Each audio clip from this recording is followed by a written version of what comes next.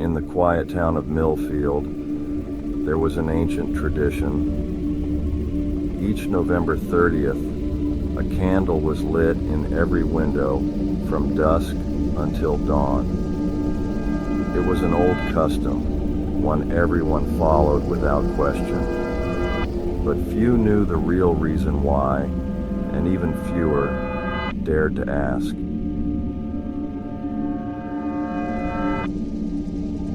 I learned the truth when I returned to Millfield after a 10-year absence, drawn back by the unexpected passing of my Aunt Miriam.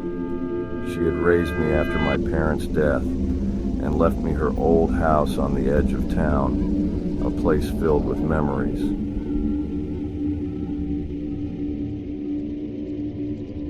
I arrived the night before her funeral, and as I drove through the streets, I noticed the candles glowing in every window, casting an eerie orange hue over the town. The sight was unsettling, almost hypnotic, but I dismissed it as mere tradition. When I arrived at Aunt Miriam's house, I found the place exactly as I remembered it, old, cold, and strangely oppressive.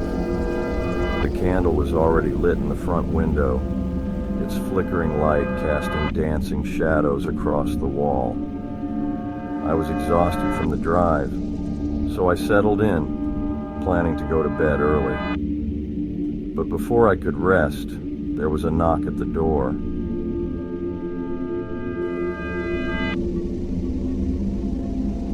I opened it to find an old friend, Jacob, standing on the porch. His face was drawn, eyes shadowed with worry. "You can't stay here tonight, Eli," he said in a hushed tone, glancing nervously over his shoulder. "Not on the last night of November. It isn't safe." I laughed it off, thinking he was playing with me. "Come on, Jacob. We grew up here. It's just an old tradition, right?" He looked at me with an expression so intense, it made the hairs on my neck stand up. "It's not just a tradition, Eli. It's a warning. Do you remember the stories?" In that moment, fragments of my childhood resurfaced. Stories whispered among the children, warnings about the last night of November, a night when spirits roamed free, when something dark and ancient walked the streets of Millfield. But I had brushed them off as silly ghost stories.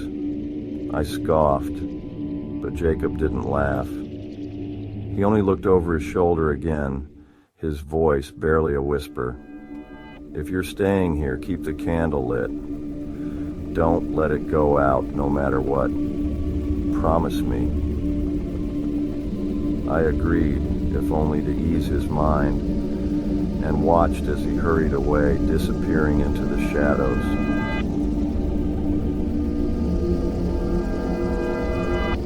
The atmosphere felt heavy, and as the night wore on, I found myself growing increasingly uneasy. I settled into the old armchair by the window, watching the candle's flame dance in the dark.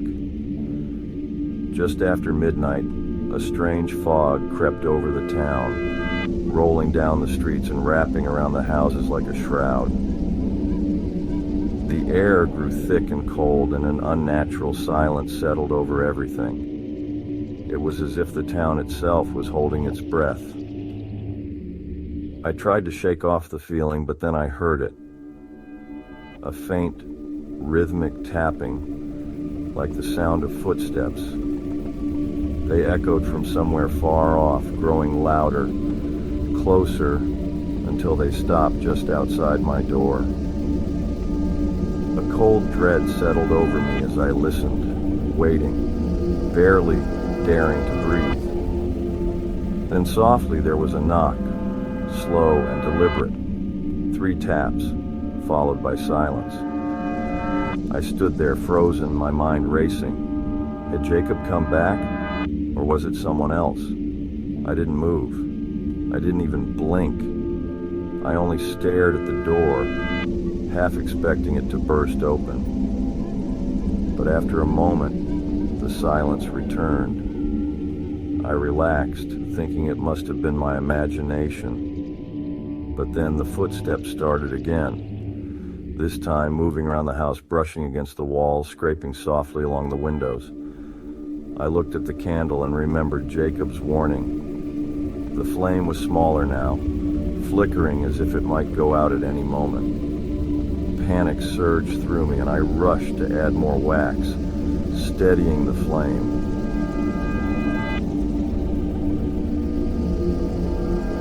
But as I did, I caught a glimpse of something outside, something moving through the fog.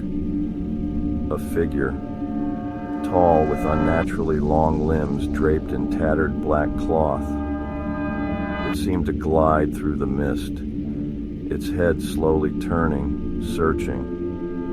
My heart raced as it stopped by the window, its hollow eyes peering through the glass. I held my breath, hoping it couldn't see me. Its face was a hollow void, a mask of darkness, with eyes that seemed to burn with a dull, ghostly light. It lingered there, staring into the room as if searching for something, someone. I couldn't move. I was trapped in its gaze, unable to look away.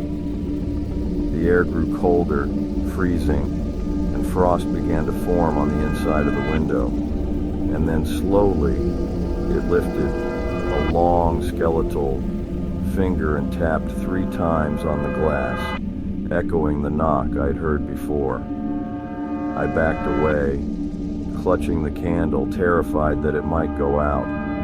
The creature watched me, its head tilting as if it knew, as if it wanted me to let the flame die. I could feel its hunger, its longing for something warm, something alive.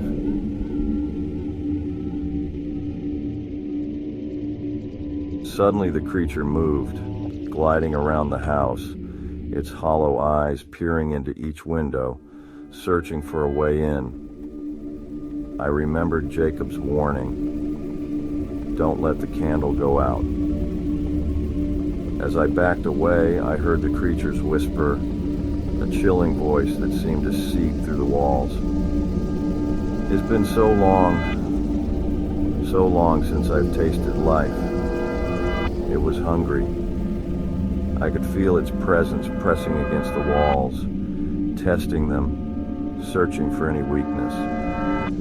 The candle's flame flickered again, nearly dying, and I frantically added more wax. My hands shook as I held it steady, praying it would hold out until dawn. Hours passed in terrified silence, the creature's shadow lingering just beyond the windows, waiting. The cold seeped into my bones, and exhaustion weighed on me, but I dared not let myself fall asleep.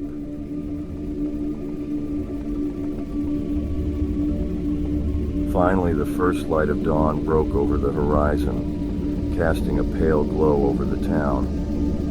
I watched as the creature recoiled, its form dissolving into the mist, retreating with a furious wail. The fog lifted, and the oppressive weight vanished, leaving only the quiet stillness of morning. As the sun rose, I staggered to the door, opening it to find Jacob waiting, his face pale and drawn. He looked at the candle still burning and nodded. "You survived," he said softly, relief evident in his voice. "The last November night is over." It was then I understood. Each year on that night, something old, something evil came to claim a life. And each year the people of Millfield kept the candles lit, warding off the darkness. It was a tradition, yes, but also a warning, a reminder of what lurked in the shadows waiting.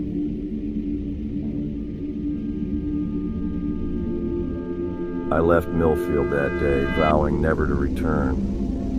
But every November 30th, I light a candle in my window, remembering the hollow eyes in the fog, the creature's whisper that still haunts my dreams. It's been so long since I've tasted life.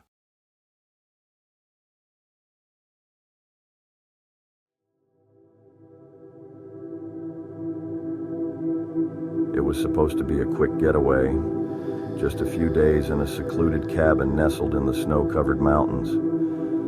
Winter was closing in, and I craved the quiet, the stillness, and the calm that only a snowy retreat could bring. My best friend Liam had joined me, eager for a break from city life, and together we drove up the winding roads, snowflakes falling thick and fast, blanketing everything in silence. The cabin was isolated, tucked far away from the small town we'd passed through on our way. When we arrived, the first thing that struck me was how quiet it was. The kind of quiet that feels heavy, almost alive, as though the world itself was holding its breath. We unpacked, lit a fire, and settled in, grateful for the warmth as night fell around us.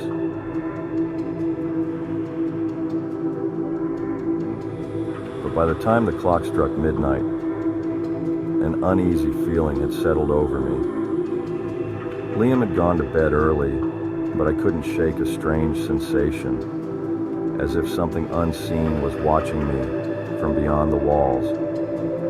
I told myself it was just nerves, just the isolated silence playing tricks on me.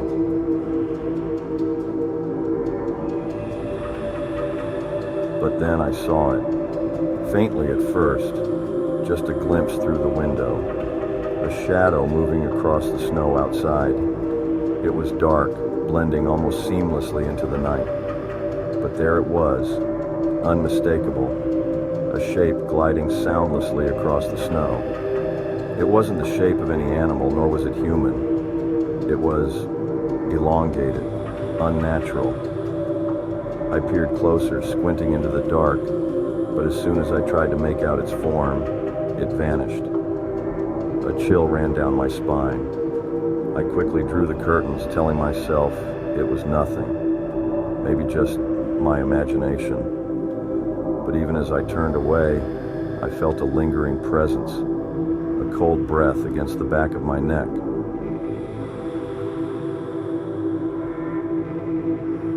The next morning I shrugged it off, chalking it up to an overactive imagination and a late night. But Liam sensed my unease, asking if I was all right. I nodded, unwilling to bring up shadows in the snow. We spent the day hiking, and by evening, I'd almost convinced myself that nothing was wrong.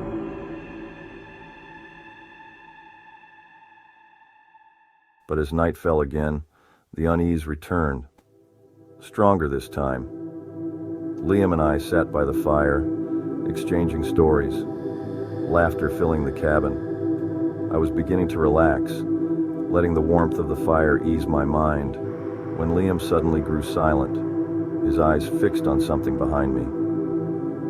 I followed his gaze, turning slowly toward the window. There, pressed against the glass, was a dark, shadowy shape. I froze, heart pounding, as the figure seemed to melt into the darkness, fading into the snow beyond. It left no prints, no sign of its presence, only an imprint of dread in the pit of my stomach. "What was that?" Liam whispered, his voice barely audible. "I don't know," I replied, my voice trembling, "but it was out there last night too." The night wore on, but neither of us could sleep. Every creak, every groan of the cabin sent waves of fear through me, each sound amplified by the stillness of the night.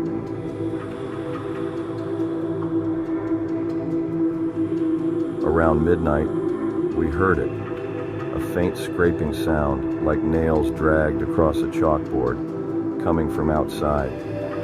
We cautiously approached the window, peering into the dark. The snow had fallen fresh and untouched, yet there were strange, unnatural marks, deep grooves carved into the snow, leading from the trees toward the cabin, but stopping just short of the porch. As we stared, the shadows seemed to shift and ripple across the snow, moving in a way that defied logic.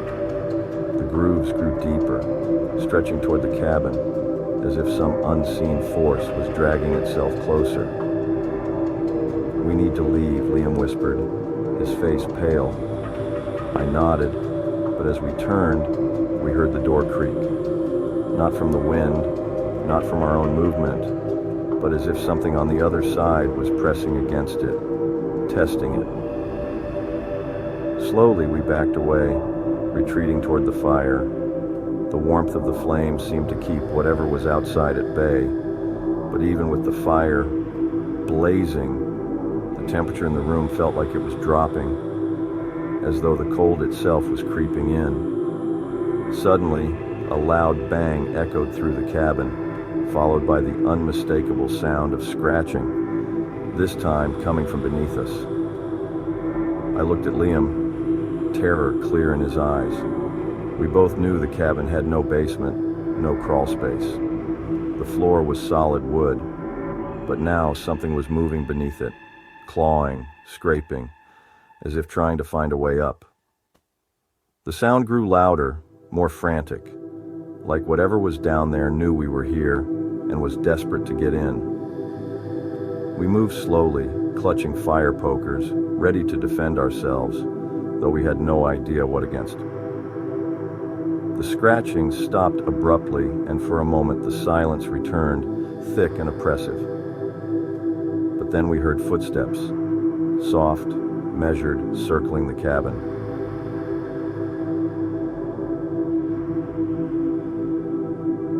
I peered through a small gap in the curtains and saw them. Shadows in the snow, circling us, moving with an unnatural grace, almost floating above the ground.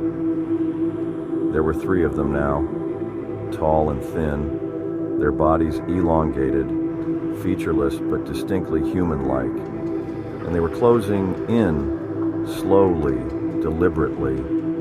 One of them stopped just outside the window, tilting its head as if studying me. My breath caught in my throat as I realized it was mimicking me, its head moving the same way mine did, its arms lifting as I raised mine. "They're copying us," Liam whispered, his voice shaking. I didn't respond, too paralyzed with fear. Slowly, the shadow outside reached a long, skeletal hand to the window, pressing its palm against the glass. I watched in horror as frost formed beneath its touch, spreading in intricate web-like patterns across the pane. "We need to do something," I said, my voice barely a whisper. Liam nodded, eyes darting around the cabin.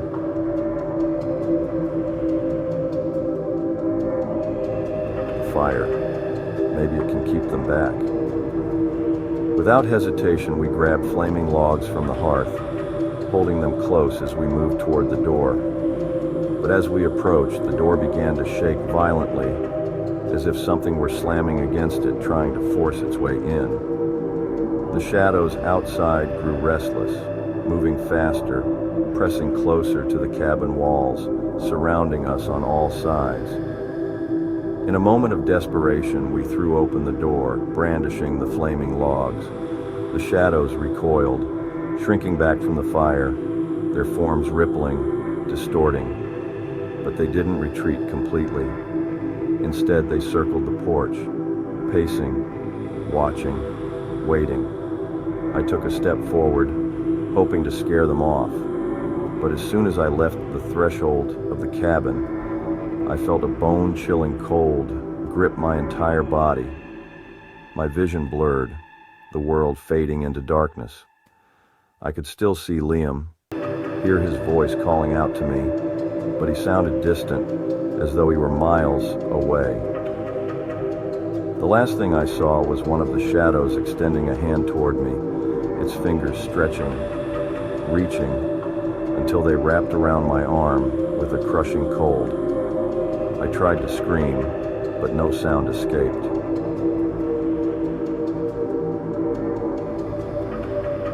When When I opened my eyes, it was morning.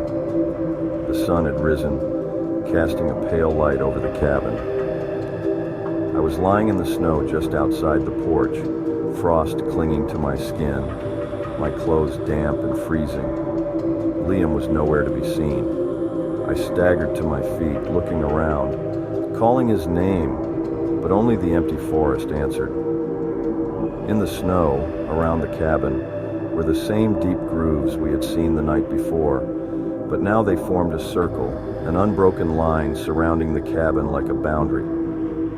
I returned to the town, numb and hollow, unable to shake the feeling that I had left a part of myself behind in that cabin.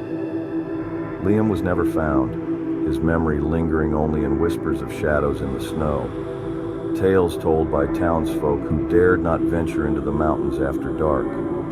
And every winter, on the coldest nights, I swear I can still hear his voice calling to me, pleading for help.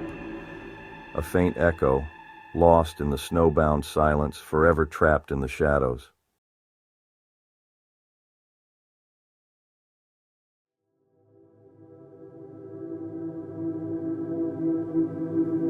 The haunting chill of Frost Hollow.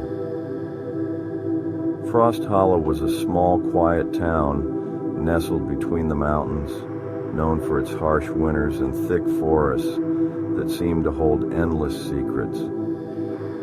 Winter there was like no other. Snow blanketed everything, and temperatures plunged so low that even the trees seemed to freeze.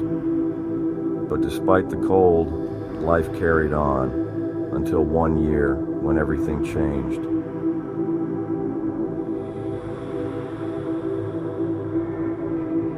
It started in early December. A young woman named Sarah disappeared. She had left her house to visit a neighbor and was never seen again. People searched for her, but all they found were her footprints in the snow, leading deep into the forest until they vanished, as if she'd been plucked from the earth itself.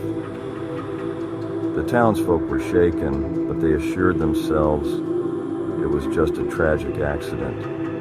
Maybe she had wandered too far, fallen through thin ice, or gotten lost in the bitter cold.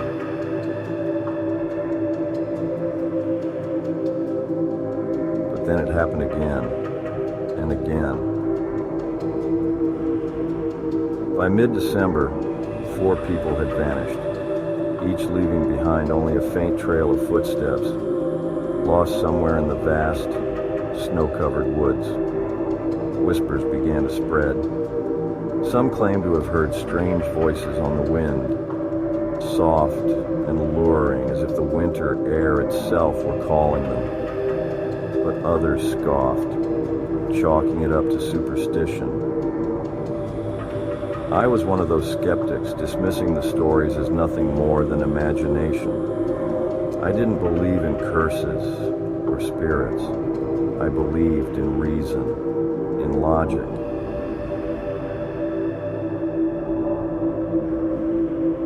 But then my brother Thomas went missing. He'd been out late one night, walking back from town, and never returned. The search party found his footprints in the snow, leading off the path deep into the woods. But where they should have ended, the snow was undisturbed, as if he had simply vanished. I was devastated but determined to find answers.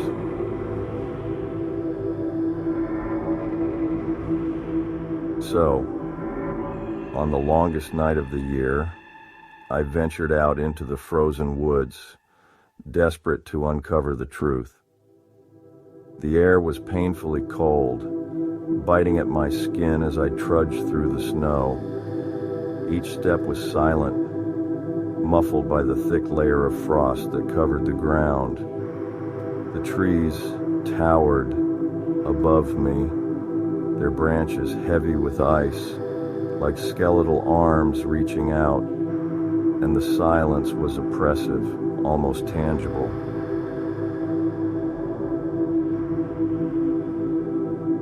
And then, Just as I was beginning to think I'd find nothing, I heard it.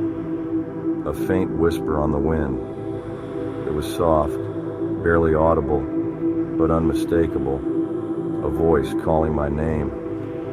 I froze, my heart pounding. The voice was familiar, painfully so. It was Thomas. He was calling out to me, his voice a faint echo in the frozen air. "Help me," the voice whispered, drawing me deeper into the woods. Without thinking, I followed, stumbling through the snow, my desperation overpowering my fear. I called out his name, but only silence replied. And then, once again, the whisper returned, guiding me further and further into the heart of the forest.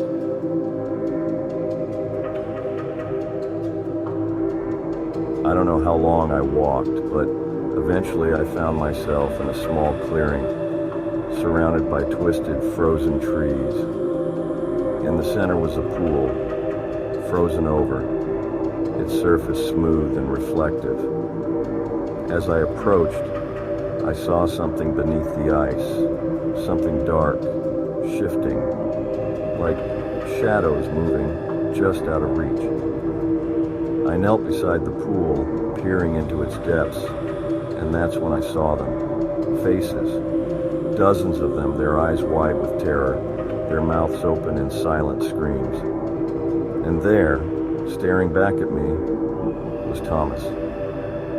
I scrambled back, heart racing, but I couldn't tear my eyes away. His face was pressed against the ice, his hand reaching toward me, his eyes filled with a pleading, desperate look. And then his mouth moved, forming words I couldn't hear, but understood all the same. "Help me."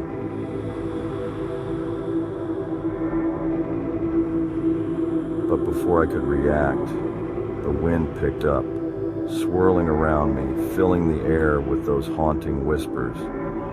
They grew louder, more insistent, each voice pleading, begging for help, for release. I clamped my hands over my ears, but it did nothing to drown them out. The voices echoed in my mind, a cacophony of despair that seemed to seep into my very bones.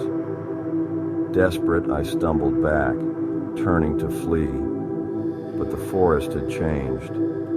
The trees seemed to close in around me, their branches twisting and curling, blocking my path.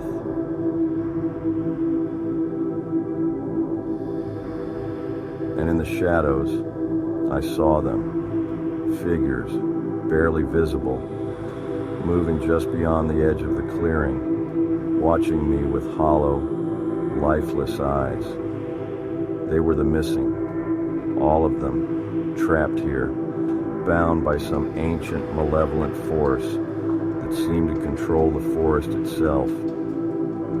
And as I stared, they began to move toward me, their footsteps silent in the snow, their eyes empty, their faces twisted in expressions of terror and sorrow. I tried to run, but my feet wouldn't move, as if the snow had turned to ice, rooting me to the ground. The figures drew closer, their mouths opening, releasing that same haunting whisper, filling the air with an unnatural chill that seeped into my skin, my bones, my soul.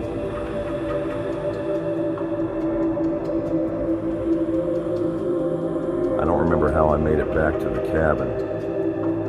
I remember only darkness, a suffocating cold, and those voices echoing in my mind, calling out to me, pleading, begging for help that I couldn't give. When I woke, I was lying on the doorstep, frostbitten and shivering, my mind filled with fragments of that horrifying night. I left Frost Hollow the next morning, but I couldn't escape the whispers. They followed me, haunting my every step, filling my dreams with visions of those twisted, frozen faces beneath the ice. And every winter, as the air grows cold and the nights grow long, I hear them again, those voices calling out from the depths of the forest, pleading for help, for release.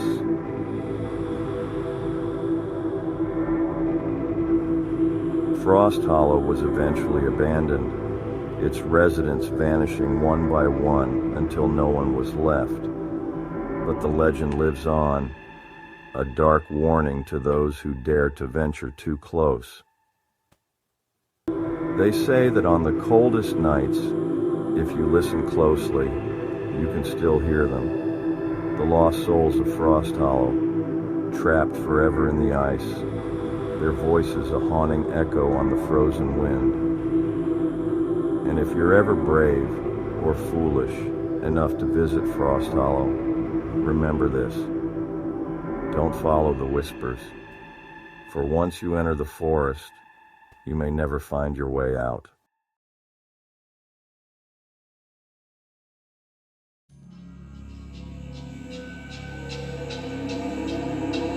The town of Ashwick was small and nestled deep in the valley, surrounded by thick, foreboding forests. It was a quiet place, with narrow cobbled streets and ancient stone buildings that seemed to lean together as if they shared secrets. But as autumn descended, the townsfolk grew wary. The days grew shorter, the nights colder, and a strange, almost suffocating fog would creep in from the woods, swallowing the town whole.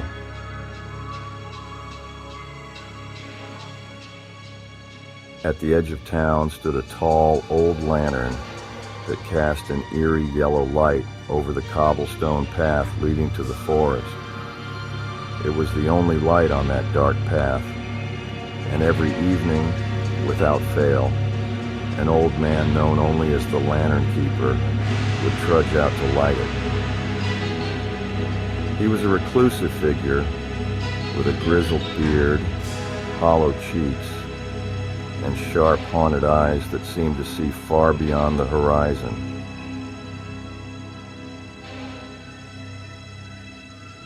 No one knew much about him, except for one thing. Every year, when autumn's chill took hold, he warned everyone in town to stay indoors after dusk. He would mutter warnings under his breath, his voice a rasping whisper saying, "Lock your doors, close your shutters, and don't look outside once the lantern is lit. Stay inside. Never open your door at night, not until dawn." The townsfolk heeded his words without question. They would close their doors tightly and cover their windows, huddling together in fear of the dark. But for travelers passing through, his warning was little more than a strange superstition, the ramblings of an old man. Some scoffed at the notion, and others ignored it entirely.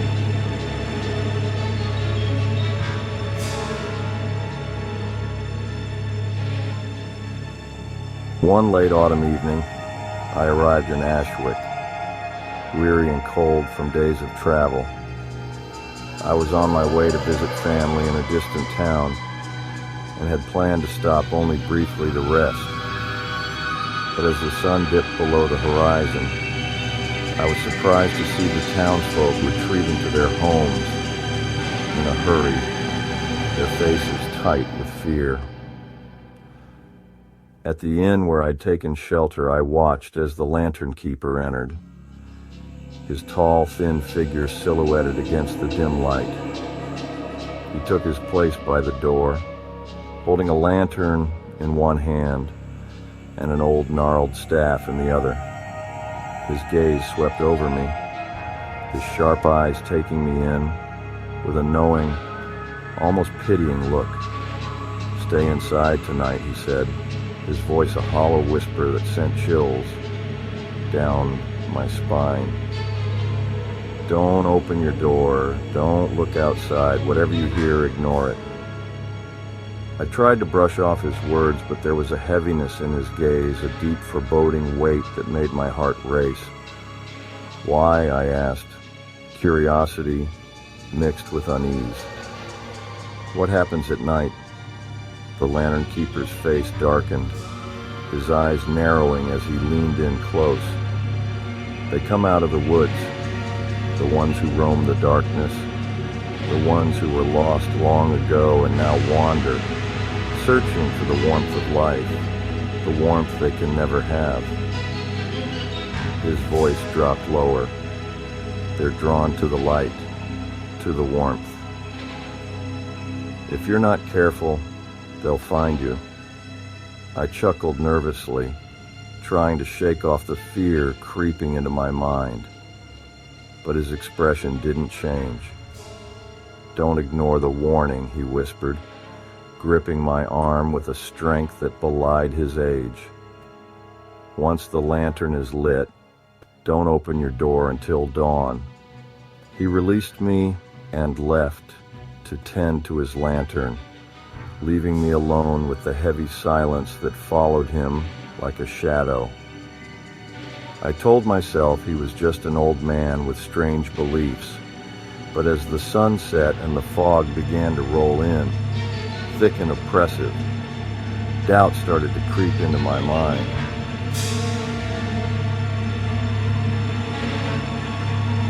The night came quickly, swallowing the last traces of daylight.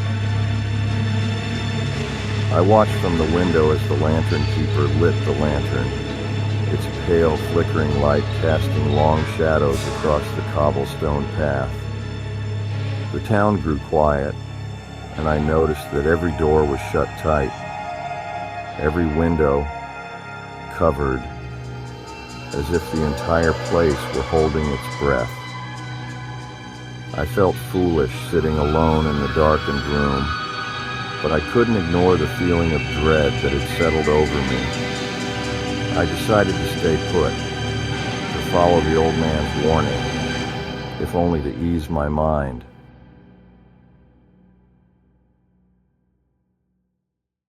Hours passed in tense silence, and just as I was beginning to relax, I heard it, a faint whispering carried on the wind.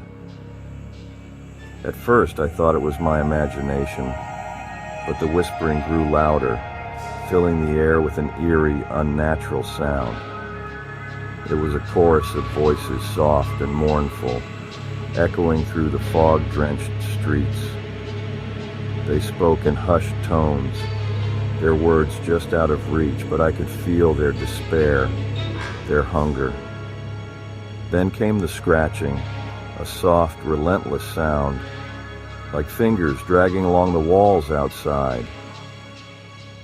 I sat frozen, my heart pounding, as the sound moved from one side of the inn to the other, growing louder, more insistent.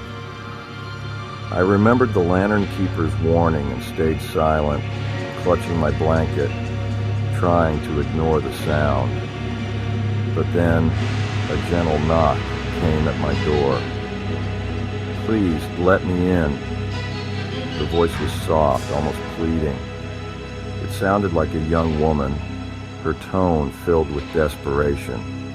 Every instinct told me to open the door, to help whoever was out there, but the lantern keeper's words echoed in my mind.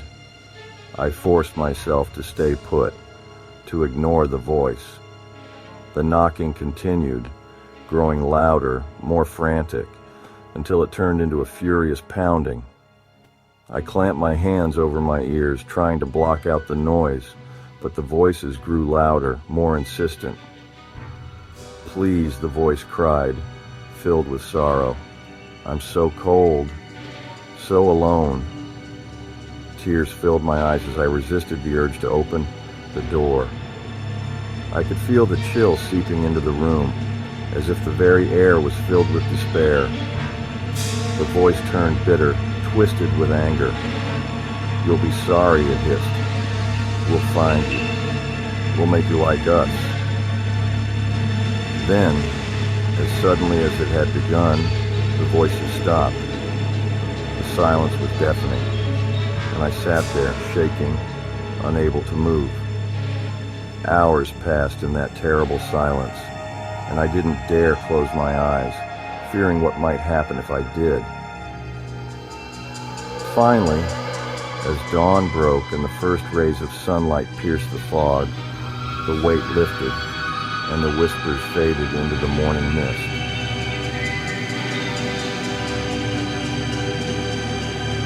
The lantern keeper entered the inn, his face grave as he looked at me. "You heard them, didn't you?" he asked quietly. I nodded, too shaken to speak. "They're the lost ones," he said, his voice barely above a whisper. "Those who didn't heed the warning, who wandered into the woods at night. Now they roam, bound to the darkness, drawn to the warmth of life they can no longer have." I left Ashwick that morning, my heart heavy with fear and sorrow. The lantern keeper's warning haunted me, and for weeks I couldn't sleep without hearing the whispers, the desperate pleas of those who were lost in the darkness. And every year, as the nights grow longer and colder, I think of Ashwick, of the lantern casting its lonely light, and of the lantern keeper who guards the town's secret. And I know deep down that somewhere out there in the fog-bound streets, the lost ones still wander, searching, waiting, for the warmth of a life they'll never have again.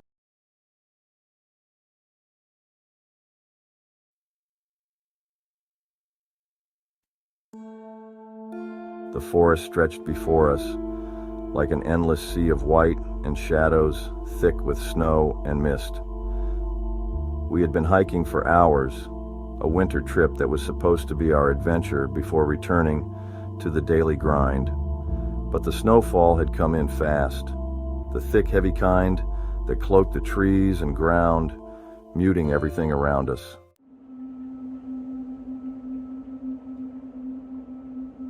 We'd lost the trail hours ago, and by the time we realized just how far off course we were, it was too late to turn back.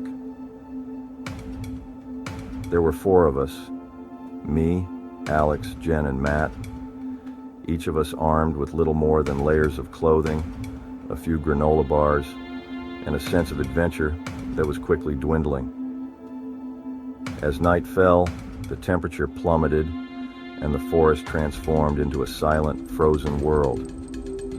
Every sound was absorbed by the snow, and the silence was heavy, almost oppressive.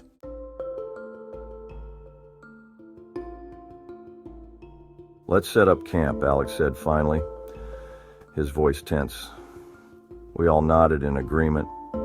The cold bit into our skin as we pulled our scarves tighter, huddling around a small fire we managed to start in the shelter of a few pine trees.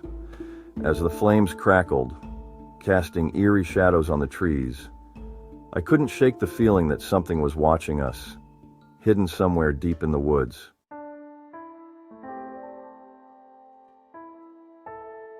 "Did you hear that?" Jen's voice was barely a whisper, but we all froze, listening. For a moment, we heard nothing but the crackling fire and our own breathing. Then, there it was, a soft, distant whisper, almost like the sound of someone calling out, carried by the cold wind. It was faint, just a hint of a voice, but it sent chills down my spine. "It's just the wind," Matt said, trying to sound calm, but his eyes betrayed him. He was afraid, just like the rest of us.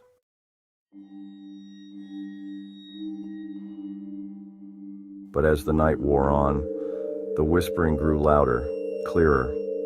It was no longer a random sound, but voices, speaking in low, mournful tones. Words we couldn't quite make out, but they sounded urgent, filled with sorrow and warning. Who could be out here in this cold?" Jen asked, her voice trembling. Maybe it's just echoes, Alex suggested weakly, sound bouncing off the trees, but we all knew that was just wishful thinking. The voices continued throughout the night, growing louder as the fire began to die. At one point, I swear, I heard my own name whispered, a soft, ghostly sound that seemed to come from right behind me. I spun around, but there was nothing there, only shadows shifting among the trees. My heart pounded as I tried to convince myself it was just exhaustion playing tricks on my mind.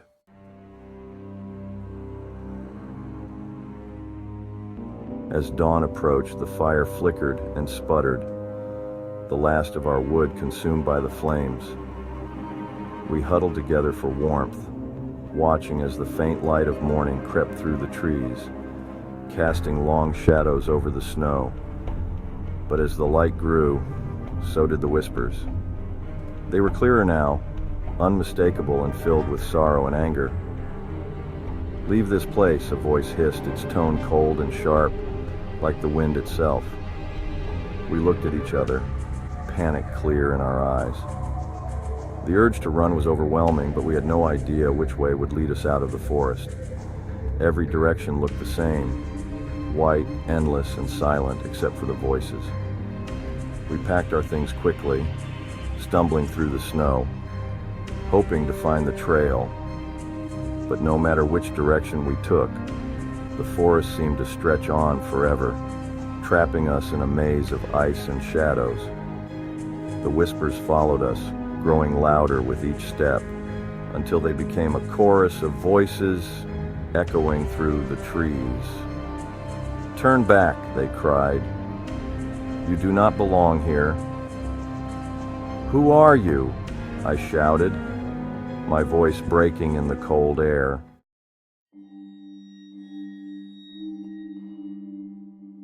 The voices fell silent for a moment, and then, one by one, shadows began to appear among the trees. They were faint at first, barely visible, like wisps of smoke, but they grew clearer as they moved closer. Figures dressed in old, tattered clothing, their faces pale and gaunt, eyes hollow and filled with sorrow. They drifted through the snow, their footsteps silent, leaving no marks behind. "Run," Jen whispered, her voice shaking, but we were frozen in place, unable to look away from the figures closing in around us. Why are you here?" I managed to ask, my voice trembling.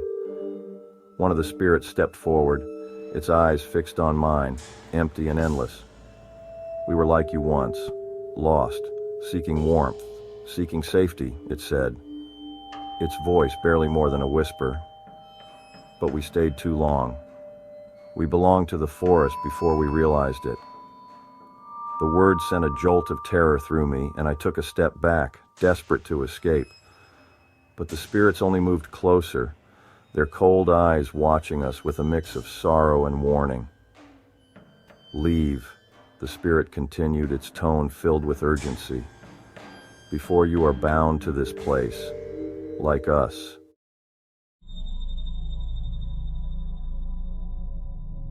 We didn't need to be told twice. We turned and ran, our footsteps frantic, slipping and stumbling through the snow. But no matter how fast we ran, the spirits were always there, gliding effortlessly through the trees, their voices growing louder, filling the air with a haunting, mournful song. The forest seemed to twist and change around us, the trees closing in, blocking our path, leading us deeper into its icy heart. Every direction we took only brought us back to the same clearing, the same patch of snow where the spirits waited, watching. "Please, let us go," Jen pleaded, her voice filled with desperation. The spirits said nothing, their eyes fixed on us with an unblinking, chilling stare, and then one by one they began to fade, their forms melting into the shadows, leaving us alone in the silence once more. But their voices remained, echoing through the trees, filling the air with a warning that would haunt me forever. Leave before it's too late.